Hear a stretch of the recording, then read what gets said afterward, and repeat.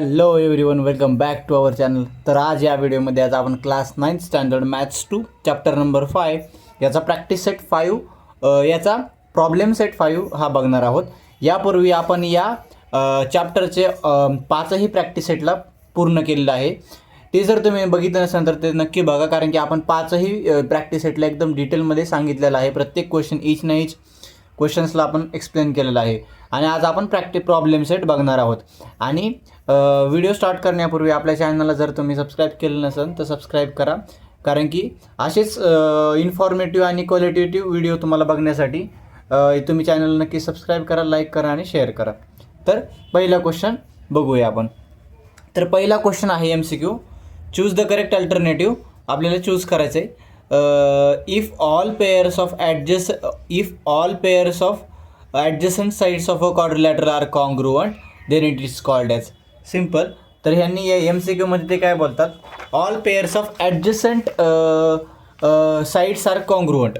एक असा क्वाड्रिलॅटरल त्याच्या ॲडजसंट सगळ्या पेअर कॉन्ग्रुअंट आहेत. याचा हा ॲडजसंट पेअर याच्यासोबत कॉन्ग्रुअंट आहे, याचा ॲडजसंट पेअर याच्यासोबत कॉन्ग्रुअंट आहे. तर इथं बघा, मी एक क्वाड्रिलॅटरल ड्रॉ केला आहे फॉर एक्झाम्पल.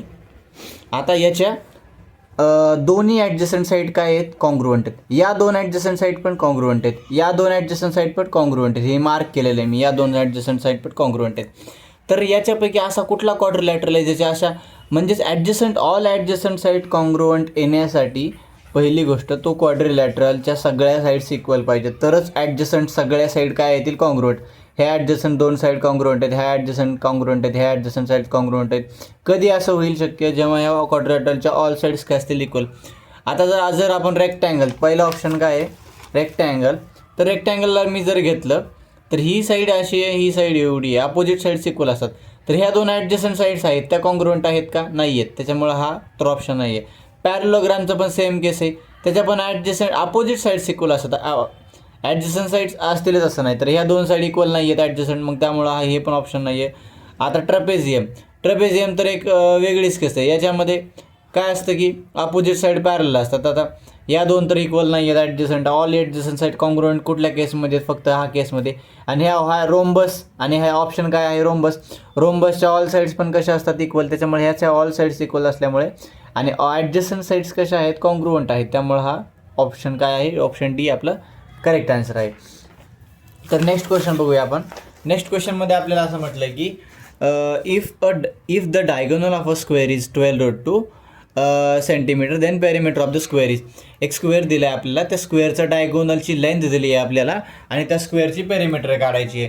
तर सगळ्यात सोपं, स्क्वेअरची साईड माहिती झाली आपल्याला, तर त्या साईडला आपण 4ने मल्टिप्लाय करून आपल्याला स्क्वेअरचे पेरिमीटर येईल. त्यामुळे सगळ्यात पहिलं आपल्याला काय फाइंड करावं लागेल, साईड माहीत करावं लागेल. आपल्याला क्वेश्चनमध्ये काय दिलं आहे, आपल्याला क्वेश्चनमध्ये दिलं आहे की स्क्वेअरचा डायगोनल किती दिला आहे, 12√2. तर आपण एक स्क्वेअरला ड्रॉ करून घेऊ. त्या स्क्वेअरला ड्रॉ केले तर त्या स्क्वेअरचा डायगोनल किती घेतला आपण, 12√2. आणि आपल्याला काय फाइंड करायचं, त्याची पेरिमीटर. आता स्क्वेअरच्या सगळ्या साईड सेम असतात, त्याच्यामुळे मी स्क्वेअरच्या साईडला एक्स कन्सिडर केलं. आणि आपल्याला हे पण माहिती आहे की स्क्वेअरचे प्रत्येक अँगल किती असतो, 90 डिग्री. मग हा अँगल पण 90 डिग्री. मग पायथागोरस वापरून मी ह्या ट्रायंगलमधून ही साईड फाइंड करू शकतो. तर हा झाला 90 डिग्री आणि हा झाला हायपोटेनियस ट्रायंगलचा. मी पायथागोरस यूज करून पायथागोरसचा थेरमचा यूज केला. हायपोटेनियसचा स्क्वेअर केला is equals to side square. Side किती आहे, एक्स स्क्वेअर, आणि ही साईड किती आहे, एक्स स्क्वेअर. आता x square plus x square किती होईल, 2x स्क्वेअर. आणि 12 ह्याचा स्क्वेअर करू.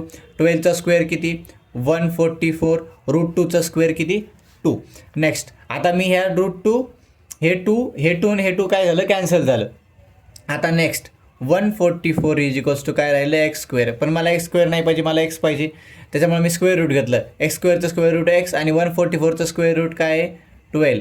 तर अशा प्रकारे स्क्वेअरची साईड आपल्याला माहिती झाली आहे. किती माहिती झाली, एक्सची व्हॅल्यू किती आली, 12 आली. सिम्पली आता पेरिमीटर काढणार. Perimeter of square is equals to काय फॉर्म्युला आहे, 4 multiplied by side is equals to 4 multiplied by साईडची व्हॅल्यू किती आली, 12. 12 4चा किती, 48 सेंटीमीटर. आणि 48 सेंटीमीटर. ऑप्शन कुठे आहे, 48 सेंटीमीटर, थर्ड ऑप्शन. तर ऑप्शन सी आपला करेक्ट आहे. Next question, if opposite angles of a rhombus are this and this then the value of x काढायचे. हा पण खूप सिम्पल क्वेश्चन आहे. सिम्पल मी एक रोम्बस काढून घेतो आधी. रोम्बसचे अपोजिट अँगल दिलेत आपल्याला. एक अँगल किती दिला आहे 2x आणि दुसरा अँगल दिला आहे 3x मायनस 40 डिग्री.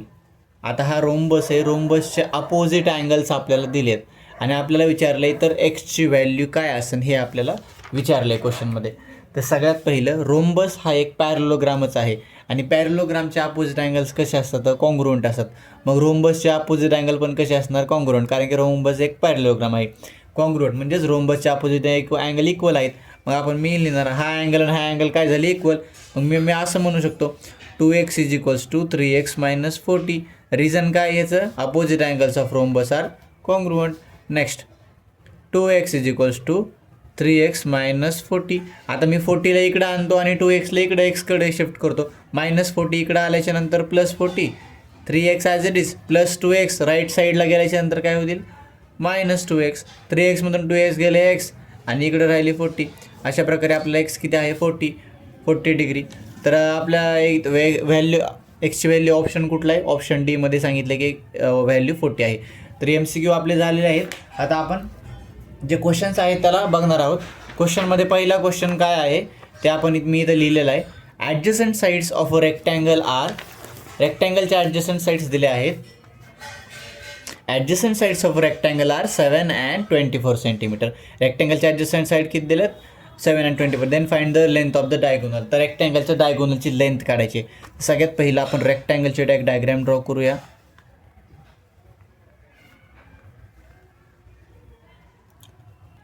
नेक्स्ट रेक्टँगलला आपण एक नाव देऊया ABCD.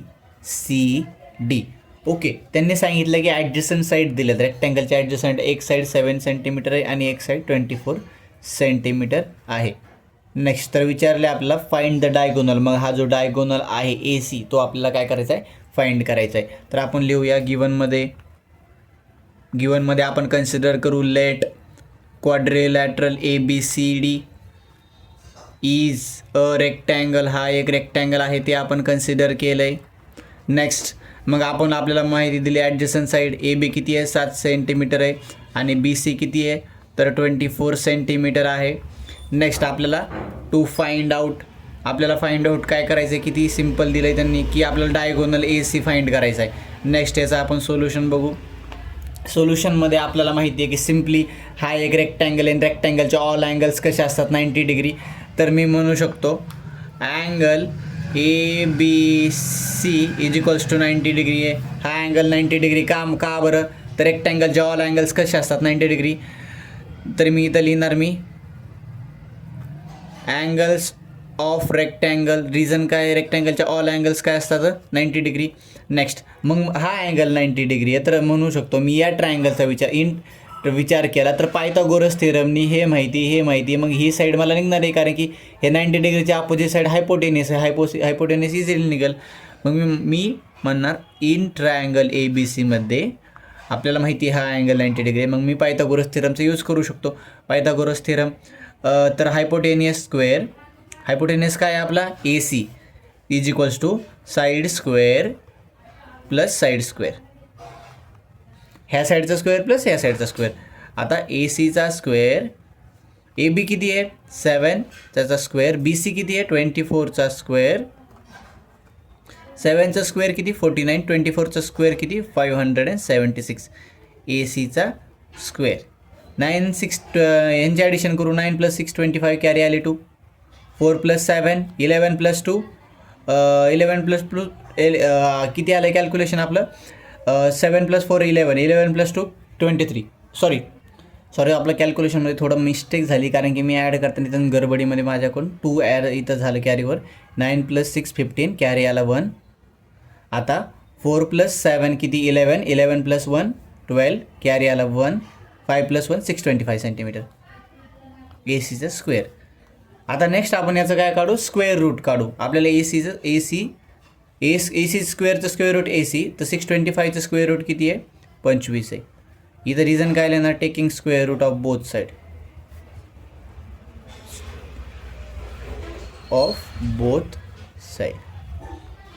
नेक्स्ट ए सी जो पाहिजे देअर फॉर मी म्हणू शकतो ए सी काय आहे, डायगोनल आहे, diagonal of rectangle is 25 centimetre. Next आपण नेक्स्ट क्वेश्चन बघू. याचा सेकंड नंबरचा क्वेश्चन आपण बघितला. आता थर्ड नंबरचा क्वेश्चन बघूया. थर्ड नंबरचा क्वेश्चन काय आहे, if diagonals of a square is 13 centimetre then find its side. तरी आपल्याला एक स्क्वेअर दिला आहे, त्याचा डायगोनलची लेंथ दिली आहे, त्याने आपल्याला विचारले की त्या स्क्वेअरची साईड किती असेल. तर आपण सगळ्यात पहिले स्क्वेअरला एक ड्रॉ करू जेणेकरून आपल्याला क्वेश्चन सॉल्व करता येईल. आता हा एक स्क्वेअर आहे, त्यांनी त्या स्क्वेअरला नाव दिलेलं नाही, त्यामुळे आपण त्याला नाव देऊ ABCD नावाचा हा एक स्क्वेअर आहे. त्या स्क्वेअरचा एक डायगोनल त्यांनी दिला आहे. किती दिला आहे डायगोनल, 13 सेंटीमीटर डायगोनल दिला आहे. तर आपल्याला विचारलं आहे साईड फाइंड करायची, साईड किती आहे. तर नेक्स्ट आपण गिवनमध्ये लिहू, लेट कन्सिडर करू आपण, let quadrilateral ABCD is a square. हा काय आहे, स्क्वेअर, आणि आपल्याला अजून मग डायगोनल दिला आहे, डायगोनल किती आहे 13 सेंटीमीटर. नेक्स्ट आपल्याला काय विचारलं आहे, साईड. टू फाइंड साईड म्हणजेच काय आपण म्हणू शकतो, ठीक आहे असं लिहू डायरेक्ट आपण, साईड ऑफ स्क्वेअर हे आपल्याला फाइंड आउट करायचं आहे. नेक्स्ट आता स्क्वेअरची आपण ऑल साईड्स इक्वल असतात हे माहिती आहे आपल्याला, मग त्या ऑल साईड्सला आपण एक्स कन्सिडर करू. Let AB is equals to BC is equals to CD is equals to AD. ह्या सगळ्या साईड्सला आपण एक्स कन्सिडर करू. आणि ह्या सगळ्या साईड इक्वल असण्यामागचं रिझन काय आहे, इथं चुकून नॉट झालेलं, इज इक्वल टू आहे हे साईन. सगळे इक्वल असण्याचं रिझन काय आहे, तर sides of a square, sides of a square कशा असतात, त्या इक्वल असतात. नेक्स्ट आता सगळ्या साईडला आपण काय कन्सिडर केलं आहे, एक्स, ठीक आहे. नेक्स्ट आता या ट्रायंगलचा जर विचार केला मी, तर आपल्याला माहिती आहे स्क्वेअरचे ऑल अँगल्स 90 डिग्री असतात. तर मी म्हणू शकतो angle ABC is equals to 90 degree. Reason काय, अँगल ऑफ अ स्क्वेअर, स्क्वेअरचे अँगल कसे असतात सगळे 90 डिग्री. नेक्स्ट आता मग ह्या ट्रायंगलमध्ये पायथागोरसचा थिअरम वापरून मी एक्सची व्हॅल्यू फाइंड करू शकतो, म्हणजेच मला साईड भेटेल. Therefore in triangle ABC Pythagoras theorem वापरून ACचा स्क्वेअर इज इक्वल्स टू ABचा स्क्वेअर प्लस BCचा स्क्वेअर. याचं रिझन काय लिहिणार आपण, by Pythagoras theorem, by Pythagoras theorem. Next AC किती आहे 13 आहे, मग मी काय करणार 13चा स्क्वेअर. AB किती आहे एक्सचा स्क्वेअर. BC किती आहे एक्सचा square. X square plus x square किती होईल 2x स्क्वेअर होईल. नेक्स्ट 13चा स्क्वेअर किती आहे 169. 13चा स्क्वेअर किती आहे 169. नेक्स्ट आपण याला 2 इकडं मल्टिप्लायमध्ये आहे, हा 2 इकडं कशामध्ये जाईल डिवाईडमध्ये जाईल. 169 डिवायडेड बाय किती करणार आपण 2. इकडं काय राहणार एक्स स्क्वेअर. आता 169ला आपण 2ने डिवाईड करणार, तर 2 8 जा 16. नेक्स्ट 2 4 जा 8. नेक्स्ट 1 कॅरी ओवर, 1 उरला इथं झाले 10, 2 5 जा 10, 84.5 एक्स स्क्वेअर. आता आपल्याला ह्याचं स्क्वेअर रूट काढावे लागेल. आपण या वेनी इथून हा जो कॅल्क्युलेशनचा पार्ट आहे याला डिफरंटली थोडं करूया, जेणेकरून आपल्याला ती मेथड इझी जाईल. या मेथडने पण होईल, पण त्या मेथडने आपल्याला इझिली समजेल. तर 169 नाही, इथं 2 मल्टिप्लायमध्ये आहे एक्स स्क्वेअरच्या, तो काय येईल डिवाईडमध्ये, आणि इथं एक्स स्क्वेअर राहील. आता आपल्याला एक्सची व्हॅल्यू फाइंड करायची आहे, तर आपल्याला दोन्हीही साईडचं काय करा स्क्वेअर रूट घ्यावे लागेल. तर स्क्वेअर रूट घेऊया. एक्स ह्याचं स्क्वेअर रूट, ह्याचं स्क्वेअर रूट काय असेल एक्सच. 169चं स्क्वेअर रूट किती आहे तर 13 आहे, आणि 2चं स्क्वेअर रूट किती आहे तर √2 सिम्पली. पण डिनॉमिनेटरला मला √2 नाही पाहिजे, तर मग मी त्याला न्यूमरेटरला आणण्यासाठी त्याला रॅशनलाइज करू शकतो. तर सिम्पली मी डिनॉमिनेटरला √2ने मल्टिप्लाय करणार, नेक्स्ट आता इथं बाजूला करूया. X is equals to 13 into √2 divide by √2 into √2 काय असतं 2. Next x is equals to 13 divided by 2. आता 13ला 2 जर 2ने डिवाइड केलं तर किती येईल 6.5 आणि इकडं काय येईल √2. अशा प्रकारे आपल्याला एक्स म्हणजे साईड ऑफ स्क्वेअर आपल्याला पण भेटली आहे. स्क्वेअरची साईड किती आहे तर 6.5 √2 सेंटीमीटर. नेक्स्ट आपला क्वेश्चन आहे 4th नंबरचा. या क्वेश्चनमध्ये आपल्याला दिलं आहे की ratio of 2 adjacent sides of a parallelogram is 3:4. तर ratio of 2 adjacent sides of parallelogram, तर त्याला ड्रॉ करू आधी पॅरलोग्रामला आपण. हा एक आपला पॅरलोग्राम आहे, त्याला आपण नाव देऊ PQRS. नेक्स्ट आता आपण गिव्हनमध्ये काय दिलं ते लिहून घेऊ. आपण पॅरलोलेट कन्सिडर करू. क्वाड्रिलॅटरल PQRS इज अ काय हा पॅरलेलोग्राम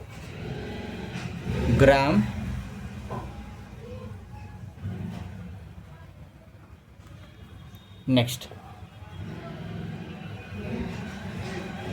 आता आपण त्यांनी आपल्याला अजून काय दिलं आहे ॲडजसंट साईडचा रेशो दिला आहे. Ratio of adjacent sides of a parallelogram is 3:4. म्हणजेच मी असं म्हणू शकतो PQ इज टू QRचा रेशो दिला आहे 3:4. नेक्स्ट आणि आपल्याला अजून पेरीमीटर दिली आहे. पेरीमीटर किती दिली आहे या पॅरलोग्रामची पेरीमीटर 112 सेंटीमीटर. नेक्स्ट आता आपल्याला फाइंड आउट काय करायचं आहे. Find the length of each side. Length of each side of a parallelogram आपल्याला हे फाइंड करायचं. नेक्स्ट सोल्युशन बघू आपण याचं. तर आपल्याला काय दिलं आहे PQ इज टू QRचा रेशो किती दिला आहे 3:4. या दोन साईडला मी कन्सिडर केलं हे ॲडजसंट साईड्स आहेत. तर या दोन साईडचा रेशो किती दिला आहे 3:4 हा रेशो दिलेला आहे. तर मी यांचा कॉमन मल्टिपलला एक्स कन्सिडर करतो. Let the common multiple be x. मी कॉमन मल्टिपल एक्स कन्सिडर केलं, देअरफॉर मी म्हणू शकतो PQ आहे 3x आणि QR आहे 4x. नेक्स्ट आता आपल्याला अजून एक प्रॉपर्टी माहिती आहे की जो पॅरलोग्राम आहे त्याच्या अपोजिट साईड्स कसे असतात इक्वल. तर मी म्हणू शकतो PQ is equals with SR आणि अजून आणि दोघांची व्हॅल्यू किती आहे PQची 3x आहे, SRची पण किती असेल 3x. नंतर QR इज इक्वल टू काय आहे PX. QR is equals to PS. दोघांची पण व्हॅल्यू किती आहे QRची 4x आहे, त्यामुळे ह्याचे पण 4x. दोन्हीचंही रिझन काय आहे अपोजिट साइड्स ऑफ पॅरलेलोग्राम कशा असतात त्या इक्वल असतात. नेक्स्ट आता पॅरलोग्रामची आपल्याला अजून माहिती कंडिशन काय दिलेली की पॅरलोग्रामची पूर्ण पॅरलोग्रामची आपल्याला पेरीमीटर दिलेली आहे. तर नेक्स्ट मी असं म्हणू शकतो perimeter of parallelogram is equals to किती दिलेली आहे आपल्याला पेरीमीटर 112 सेंटीमीटर आपल्याला क्वेश्चनमध्ये दिलेले आहे. नेक्स्ट आता पेरीमीटर म्हणजेच काय सगळ्या साईडची सम. तर सगळ्या साईडची सम करूया आपण. PQ प्लस ह्याला नाव देऊ आपण first PQ plus QR plus RS plus PS. या सगळ्या साईडची सम किती असणार आहे 112. नेक्स्ट PQची व्हॅल्यू किती आहे आपण इथंच बघितलं आहे 3x. QRची आहे 4x. RSची इथं दिलेली आहे आपण किती आहे RSची व्हॅल्यू 3x.